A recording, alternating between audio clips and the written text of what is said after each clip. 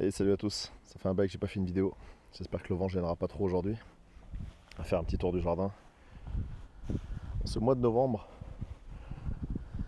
où on est vraiment dans les tout derniers instants de certaines cultures estivales. Et vous voyez, il y a encore quelques tomates qui poussent, mais à ce stade de l'année, elles sont plus vraiment très bonnes. Quasiment tout a été récolté dans les cultures d'été. Là, on a encore quelques belles choses à ramasser, des choux raves. Les maïs, c'est fini. Les artichauts qui repartent pour l'année prochaine, donc ça c'est bien. Ça paraît très sauvage, mais il y a beaucoup de choses cultivées ici. Alors, on voit du céleri, toute cette zone là. Tout ça c'est des patates douces. Je vais bientôt les récolter. J'avais pas fait gaffe, je suis pas trop venu les derniers temps. Les céleris ils ont poussé ici là. Ils sont beaux. Là tout ça c'est encore de la patate à ramasser. Donc il y en aura sûrement plusieurs kilos encore dans cette zone. Bon, les dernières courgettes, peut-être qu'il y en a encore. On en a largement eu assez des courgettes cette année, c'est la saturation. Ah, premier caméo qui prend la pause, qui frise. Ça va Chabron, hein, le chaton laveur. Peut-être qu'on verra les autres en descendant. Je profite de ce temps bien agréable de novembre là. Il fait vraiment pas froid du tout aujourd'hui. En t-shirt dehors, en short. Donc il y a eu pas mal de ramassage de courges déjà. On voit du chou-fleur qui pousse. Encore une courge qui n'a pas été ramassée, mais la plupart le sont. Ouais. Ouais, non, elle n'est pas encore décrochée, on peut la laisser. Bon, mais ici ça a pas mal bougé. Je fais pas mal de repiquage de salade, des trucs comme ça. Là, on voit les oignons rocambole qui sont un peu en hivernage, mais qui vont repartir. Plein de repiquages de salade que mon voisin m'a passé ici, elles vont très bien. Ici, pareil, des épinards qui poussent super bien. Ah, deuxième caméo de la journée. Salut. Non, c'est selon tes règles. Très bien. Ah oui, quand même là-dessus, c'est qu'elle doit se faire caresser. C'est la table de massage des chats, on l'appelle. C'est une petite table en pierre. Allez, les trucs qui sont cassés la gueule ici, j'avais pas fait attention, mais c'est pas grave, c'est la fin des tomates. On va retirer un petit peu tous les tuteurs et trucs comme ça. Donc ici, hein, il y a de la salade à gogo qui pousse bien. Des céleris raves, des céleris boules, ça j'en ai jamais trop cultivé. C'est la première fois que j'en fais cette année. On verra, je sais pas encore s'ils sont déjà gros. Donc là vous pouvez voir hein, ici, les blettes c'est de la vraie mauvaise herbe presque. J'en ai qui repartent de partout. Donc là les blettes j'en ai à l'infini, j'arrête pas d'en manger et ça repousse tout le temps. Donc toute cette zone se fait envahir, c'est très bien pour l'hiver, ça fera du couvre-sol. Stabilisateur qui suit pas trop les mouvements. Bon, tu prends la pause la minette. La belle. Et ils sont où tes copains là? Ah, on a vu Chabron là-haut. Ah, il y a un petit chat ici. Il y a un gros chat ici. Salut. T'es revenu ici toi? Et toi le chat miniature. Avec tes balafres sur le nez là, parce que tu t'es bagarré. Bon ici, hein, c'est de la roquette qui part toute seule et encore j'en ai tondu une partie. Ça prenait trop de place. C'est assez agréable de tondre de la roquette, ça fait une bonne odeur. Bon ici comme d'hab, hein, menthe, chocolat, tout ça, et blettes rouges, les jolies blettes oranges là-bas. J'en ai mangé une partie mais on continue à repartir et à repousser. Ici ça a pas mal bougé. J'ai mis 200 litres de compost que j'avais laissé pendant 3 ans dans un lieu et j'ai rempli ce bac qui était que légèrement rempli. Et du coup on a lancé des cultures d'hiver, donc des oignons rouges, des choux. On va bien voir ce que ça donne, mais je pense que ça va être très fertile là-dedans. Ici pareil on a retiré les cultures d'été. Il n'y a plus de pieds de tomates, tout ça. Par contre les semis directs de betteraves que j'avais fait il y a 9 mois, un truc comme ça, ils se présentent bien. Je commence déjà à en ramasser quelques-unes. Et ben voilà, plein de betteraves, c'est trop chouette. Il y a aussi c'est parsemé d'oignons. Il y a un peu de carottes qui sortent à gauche à droite. Ouais, là il y a un petit peu de carottes. On va laisser grossir encore un petit peu, mais Ça se présente pas trop mal. J'avais fait des semis directs, ouais. Même si je trouve pas que la densité de production soit énorme, mais bon, c'est quand même pas trop mal. On va aller faire un tour en bas parce que les derniers temps j'ai surtout travaillé en bas. Ah oui, tiens, juste. J'ai ramassé quelques courges hier. Je vous dis pas les monstres. Et encore il en reste. Hein. Des courges longues de Nice. 11 kilos celle-là, hein. Beau bébé. C'est pas mal hein, pour une courge longue de Nice. Des petits butternuts, des potimarrons, et puis voilà, d'autres trucs. Ouais, les récoltes, du chou-fleur. Les récoltes sont sympas. Hein. Un mois de novembre, on manque pas de bons produits frais. Même si les courges, le but ça va être de se les économiser un petit peu pour pas tout manger d'un coup et en avoir un peu pour jusqu'au printemps, idéalement. On va voir. Bon, ici ça coupe du bois, hein, c'est normal. J'avais juste 2-3. Je fais un tout petit peu de coupe hier, mais c'était vite fait.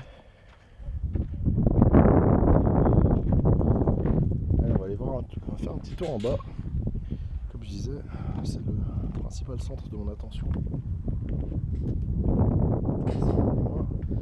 C'était l'arrivée des moutons. Le fait qu'ils fassent beaucoup de dégâts à tout arbre qui n'est pas parfaitement protégé.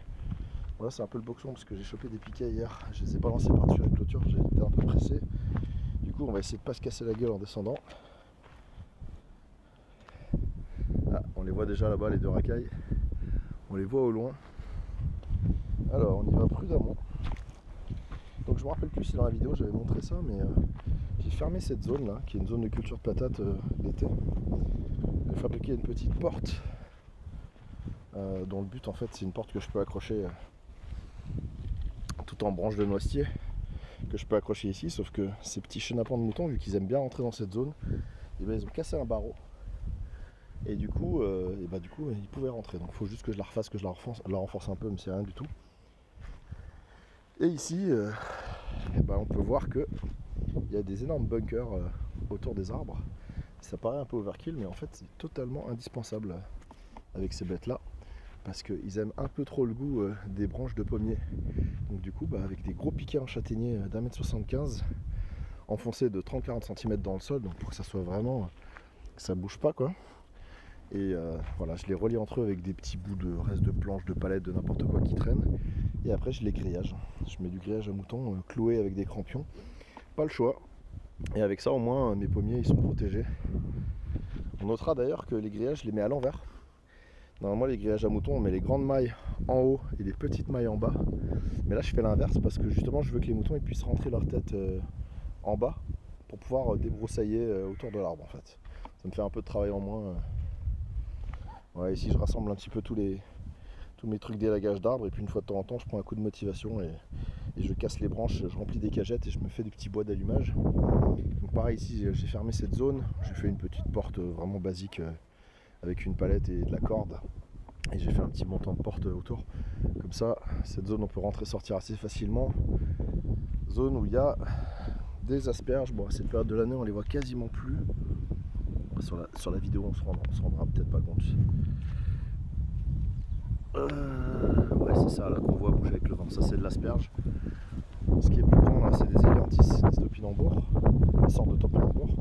Et derrière c'est trop bien, c'est des oignons qui sont partis tout seuls de l'année dernière, dont certains que j'avais pas ramassés. Du coup on va avoir une belle récolte d'oignons là, cette zone. Et donc évidemment cette zone là je la ferme parce que sinon les moutons ils iraient tout défoncer dedans. Et allons un peu voir de plus près ces grosses bêtes. Alors les moutons on s'apprivoise mutuellement, hein. Petit à petit j'arrive à m'approcher plus. Là je fais du bruit, je suis avec une caméra et j'ai l'attention sur eux donc ils vont pas accepter que je m'approche beaucoup. Mais si je suis en train de faire autre chose, si je suis en train de m'occuper du jardin, des fois je peux m'approcher à 7-8 mètres on va dire. Des fois ils se remettent à brouter tranquille si vraiment ils voient que j'ai pas mon attention sur eux. Là clairement ils sont stressés parce que ils vont pas tarder à se barrer. Mais bon c'est l'occasion de voir un peu tous les autres arbres qui ont été protégés, pas que protégés, parce qu'il y en a d'autres qui ont été. On va faire un petit tour par ici, parce que la dernière fois que mon ami Yann est venu à la maison, on a profité pour planter 2 oliviers. C'est trop chouette d'avoir le terrain sur le truc là. Ah, on a raté les moutons qui passaient là-haut. C'est derrière, ouais, c'est ça. beau chemin là-haut, c'est trop stylé. Ça va les bêtes. On passe par des endroits dans le jardin où moi je suis jamais passé. Ah, on a du renfort ici. Ça va chaperon. Alors les chats ils sont jaloux. Quand ils voient que je vais m'occuper des moutons, en général ils viennent et ils réclament de l'attention. Et les moutons pour l'instant là, ils sont retournés là-bas dans une zone rassurante. Attends, viens voir tout mon beau. Mon beau chat qui me suit partout mon beau. Viens voir. Ah mon beau chat. Tu profites du beau temps aussi. Tu vas explorer là derrière. Donc je disais, des oliviers. Ah oui d'ailleurs, au passage, j'avais construit une étape pour les moutons là-bas, là, sous la terrasse de la maison. Ils y sont littéralement jamais allés depuis qu'ils sont là. En fait, leur zone préférée, c'est de se mettre à l'abri de ce chalet ici. Et donc on peut voir que c'est une zone qui est pleine de crottes de moutons et tout ça. Et c'est super en fait, ça fait plein de crottes rassemblées dans cette zone. Donc j'ai capté une pelle et un seau de temps en temps et je rassemble ça. C'est de la fertilité pour mes zones potagères, donc c'est idéal.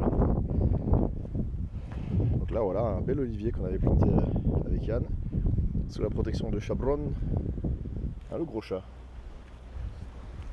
Donc là pareil, hein, on lui a fait un bunker celui-là. Et pour l'instant les moutons l'abîmer. Et ici il reste encore des arbres un peu mal protégés. Ma meilleure technique que j'ai trouvée actuellement pour protéger ces arbres finalement, c'est de ne plus tondre et de ne plus faucher les orties qui sont autour. Les moutons sont pas méga fans des orties. Et du coup quand les orties sont hautes comme ça, ils ne grignotent plus les arbres. Mais voilà, j'ai mes haies d'arbres à baies, un mélanchier argosier que j'ai bien envie de voir grandir et se développer pour que ça ferme un petit peu plus le terrain. C'est un petit pommier qui a poussé tout seul je crois celui-là. Donc les pommiers qui poussent tout seuls en général ça fait pas forcément des bons fruits. Hein. Il faut voir, on verra dans quelques années. Donc ça c'est une des zones préférées des moutons ici. On voit qu'elle est bien entretenue. Hein. Les herbes ne sont pas hautes en fait. Hein. Vraiment il les régule, c'est trop bien. J'ai plus besoin de tondre dans cette zone. Elle va toujours rester à peu près à cette hauteur là. Elle montera très peu au-dessus de ça. Du coup c'est vraiment agréable d'avoir un terrain comme ça. Un deuxième olivier là qu'on avait planté avec Yann. Pareil, il a son petit bunker. J'avais plus de planches donc on a mis des petits pots de bâtons de noisetier en haut pour caler, mais ça fait le boulot. Et voilà, du coup vu d'ici j'ai un terrain. On va pas dire que c'est un golf, hein, mais un terrain qui est constamment tendu par ces bêtes à quatre pattes. Et lui il s'occupe plutôt de chasser les rats. Mon beau chat. Il vient tout le temps vers moi, il est trop gentil ce chat. Ah, le beau gros. T'es adorable hein. Alors là il me suit partout. Il est trop sympa. Là on voit un arbre qui malheureusement s'est fait défoncer par les moutons il n'y a pas longtemps.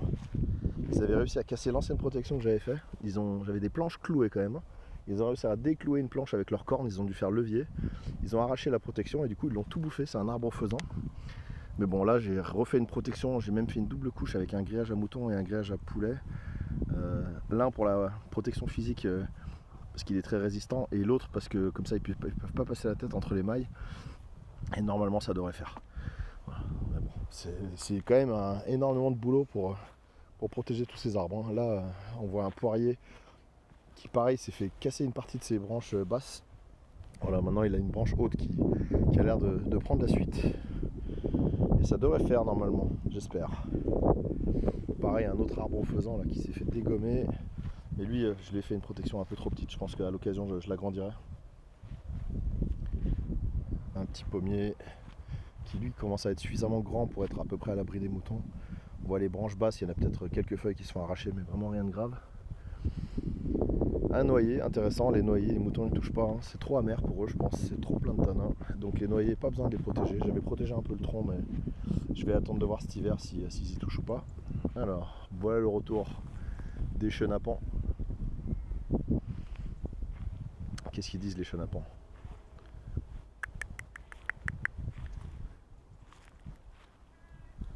Alors les deux ils sont toujours synchronisés à la frame. Hein. Il y a un réseau wifi entre les deux béliers. un réseau local, et il y en a toujours un qui suit les gestes de l'autre. Et ça fait le petit saut. Je sais pas, j'avais fait une vidéo il y a quelques temps, ils ont leurs habitudes en fait, il y a des endroits où ils passent, où ils font des sauts à chaque fois, ça les amuse. Hein. Ils sautent pas forcément par-dessus quelque chose, mais ça les fait triper de faire des sauts. Voilà. Donc là ils commencent à vraiment avoir leur beau poil d'hiver, hein. Ils ont une belle écharpe autour du cou, qui les protège du froid. Écharpe qu'ils vont garder jusqu'au mois de février à peu près, et après les poils vont tomber tout seuls. Ils auront des poils un peu plus légers au printemps prochain. Donc on continue toutes ces protections. Qu'est-ce que c'est que ça? Il y a un gros champignon qui a poussé au pied de ce noyer. Mais bon, c'est pas grave, hein. Pas besoin de s'en mêler. Mon chabron il me lâche pas. Oh, mon beau chat. On l'entend ronronner d'ici là. Mais oui, le beau. D'autres protections d'arbres un peu partout. Là ici j'ai refait cette zone à compost, je l'ai renforcée récemment. Voilà, ça c'est un arbre, un olivier de Bohème. Je lui ai fait une protection très légère, mais j'ai l'impression que les moutons n'y touchent pas, donc pour l'instant je le laisse comme ça. Jusqu'au jour où il va se faire déglinguer, on verra. Le pauvre arbousier là, qui lui, je sais même pas s'il va survivre. Il s'est fait 2 fois ramener à l'âge de pierre par les moutons.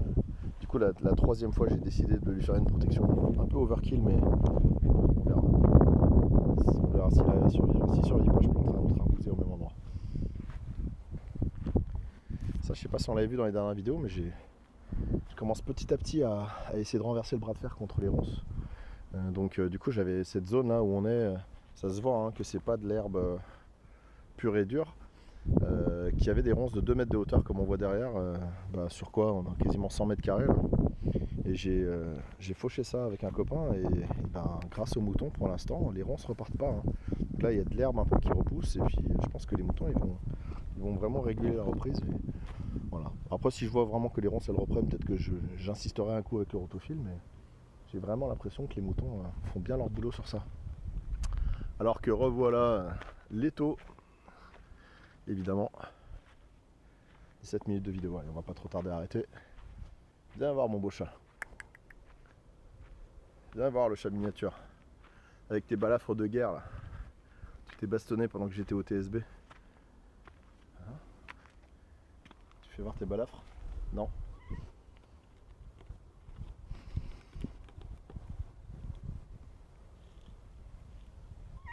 Mais oui, viens voir mon beau. Et Chabron bien sûr qui est avec nous. Quand on se balade au jardin ici, il y a toujours 1, 2 ou 3 chats qui nous suivent, c'est trop bien.